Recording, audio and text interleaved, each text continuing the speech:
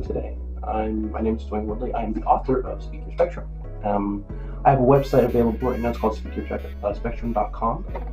It's where I write my blogs, and it's where I have a link for y'all to publish my first book.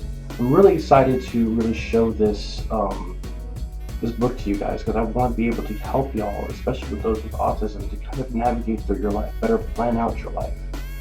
Of course, there are loved ones who are there to be there every step of the way, and of course, I'm going to be there to help you every step of the way. So one of the things that I love to really talk about in my book is to develop that confidence.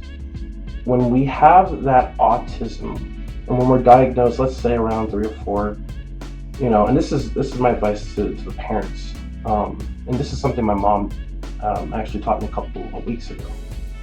Just never raise your kids in fear. When your kid is diagnosed with autism, don't be alarmed, okay?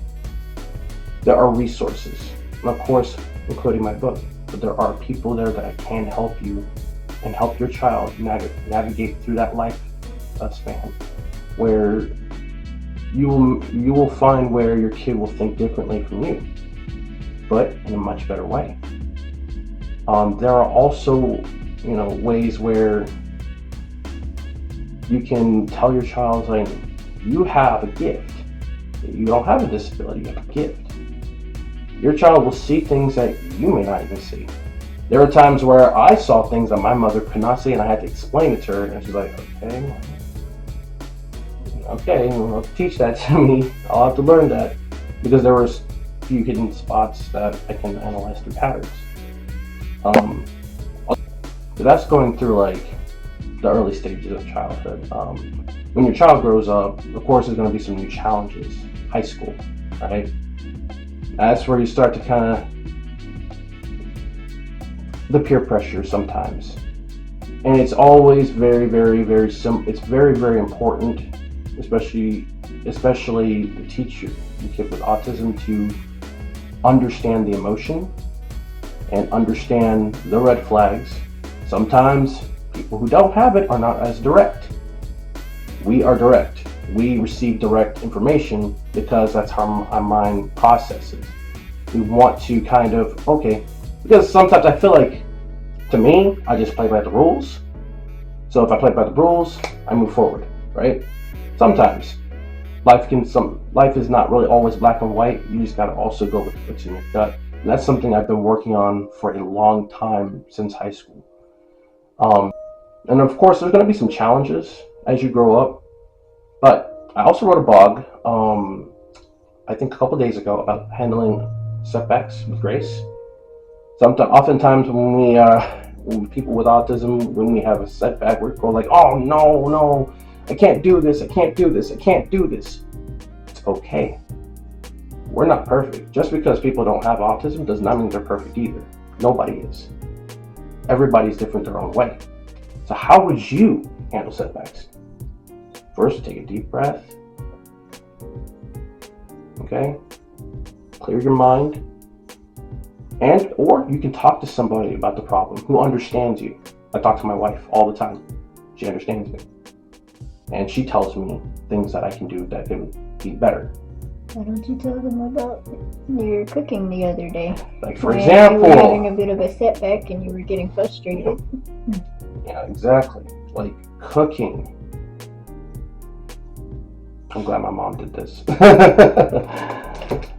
No, I'm playing. No, there were when I was growing up, there were food I can cook because it was straightforward. Like, for example, pancakes. Like, that's easy. That's very easy to make. You just take, if you're doing just add water, yeah, it's easy. If you're doing stuff from scratch, I had to avoid those.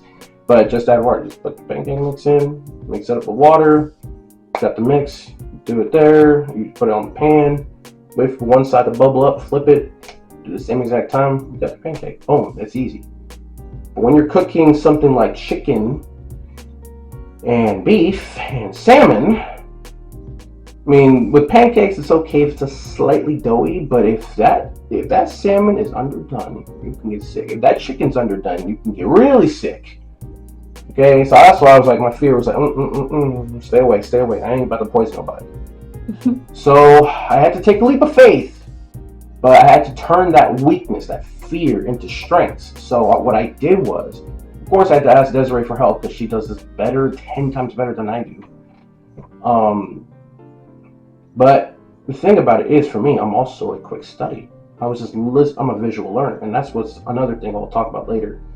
As a visual learner, I was watching DeSiree kind of cooked just one steak, while I have 2 other steaks to do. And she took, I think she took a steak and put it on the cutting board, seasoned it up, and then she laid it flat down with the seasoning in the pan. And then when it's on the pan and I season that one, I just wait for that side to burn up, or not burn, but I want this side to be cooked, then flip that. It was already seasoned. It felt like I was making pancakes. I was like, okay, I can do that. Salmon, totally different story. I messed up on that salmon the other day. And my wife gave me this look. She's like, it's okay, it's your first day. I was incredibly upset with myself. But then I was just like, babe, can I try this again? Can I do this again? It's like, okay. She knew that I didn't give up on that. She knew, it was like, okay, this guy really wants to cook. And the more I practiced, the better I got. And I think that's for everybody. But for me, when I was handling that setback with autism, I did not want to look at it as a weakness. I wanted it to be a strength.